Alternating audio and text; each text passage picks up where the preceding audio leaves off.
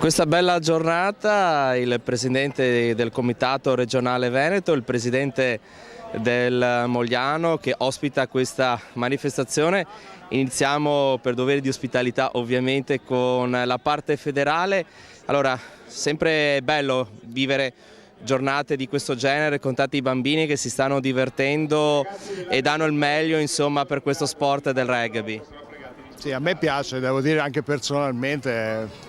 Spesso in giornate meravigliose come questa, vedere un campo pieno di bambini che giocano a rugby, in questo caso perché a me piace il rugby, ma comunque in generale che fanno sport è sempre una cosa che riempie il cuore, per cui sono molto felice di questa giornata, sono molto felice di essere credo al terzo anno che vengo qua come presidente del comitato per questo torneo, molto bello come sempre, molto ben organizzato, che anche quella è una cosa fondamentale. Per quanto riguarda così il Mogliano, per il discorso del settore giovanile, ovviamente è davvero molto ampia la base insomma, dei piccoli rugbisti iscritti. E questo insomma, vi fa onore e insomma, immagino che ci sia molta soddisfazione anche da parte sua, Presidente, di poter ospitare un evento del genere. In effetti è sicuramente una grande soddisfazione, anche perché quest'anno abbiamo raggiunto il massimo numero di partecipanti da quando è iniziato c'è stata la prima edizione del nostro torneo. Siamo a oltre 1000 bambini, circa 1200 ragazzini, ed è un numero importante che ci permette appunto di aver superato anche i nostri limiti, grazie a tutte le persone peraltro che si sono impegnate in questa bella giornata.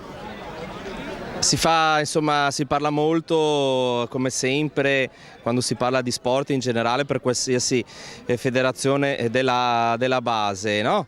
Da questo punto di vista, insomma, dal punto di vista territoriale, mi sembra che insomma, da queste parti il rugby di base non abbia grossi problemi. Così, facendo una valutazione a 360 gradi, cosa si sente di dire da questo punto di vista?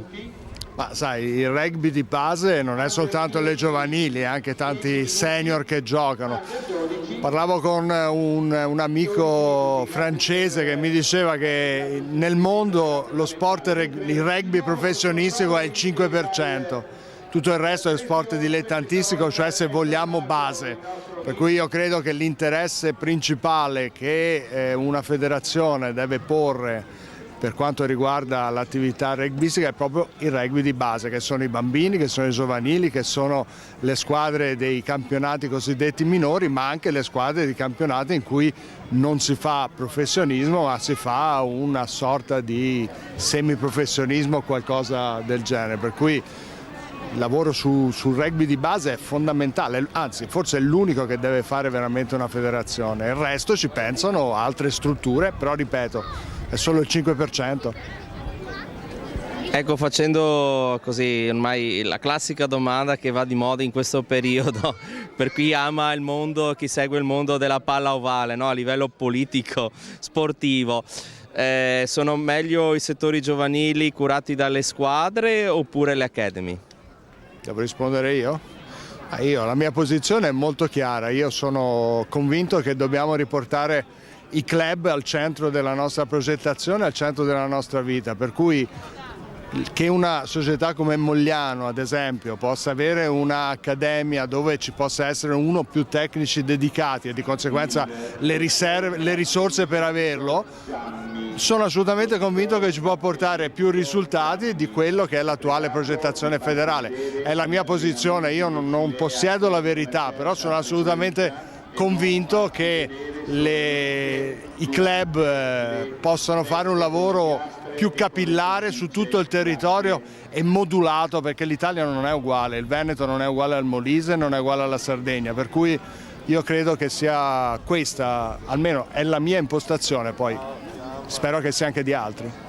Tra le altre cose il Mogliano all'interno della sua rosa ha fatto anche una scelta insomma, di inserire dei giovani ragazzi provenienti anche dall'Academy. Da questo punto di vista insomma, di quello che potrebbe essere il futuro della gestione del settore giovanile, lei Presidente cosa dice?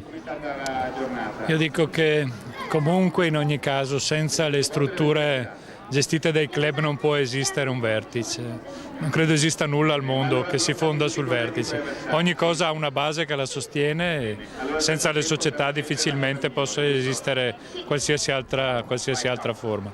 Per parte nostra è ovvio che riteniamo opportuno privilegiare i giovani, lo stiamo facendo da tempo e questo ci sta dando anche discretamente ragione perché i risultati sono andati via via crescendo. Le strutture delle accademie hanno una loro ragione d'essere, credo sia corretto quanto diceva il Presidente del Comitato, vanno però diversificate da zona a zona, da esigenza a esigenza. Ove esiste una base forte credo che ingerenze esterne dovrebbero essere un po' più limitate.